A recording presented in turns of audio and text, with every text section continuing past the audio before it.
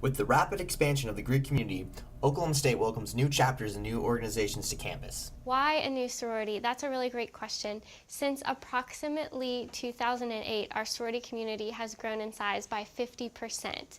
And as the number of women interested in going through recruitment increases and the number of women that are staying in our community throughout their 4 years increases, we start to run out of space. For example, the sorority houses haven't seen any significant renovation as far as number of beds, and so we're really hoping as a community to keep our chapter sizes about the same so that the women can have the experience we hope for them to have.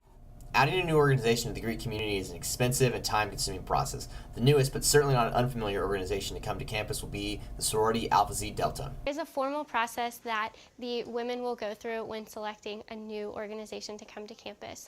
All of our 12 Panhellenic sororities belong to what's called the National Panhellenic Conference, and the National Panhellenic Conference gives us guidelines to follow when it comes to the process of extension.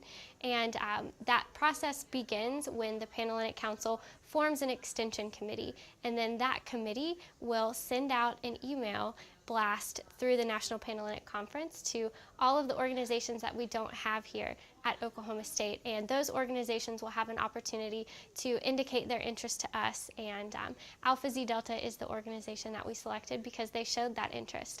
What's also special about Alpha Xi Delta is they're one of only 2 organizations that have ever left our campus as a sorority, and now they'll be returning. So we're a little bit more whole with them. In just 2 years, Oklahoma State has added 2 new sororities, Alpha Omicron Pi and Alpha Xi Delta. Before 2012, Oklahoma State has not had a new chapter since 1979. AOPI and Alpha Xi Delta have come in very quick succession, and I think we can, like I said before, attribute that to the significant amount of growth that we've experienced in the last 5 years.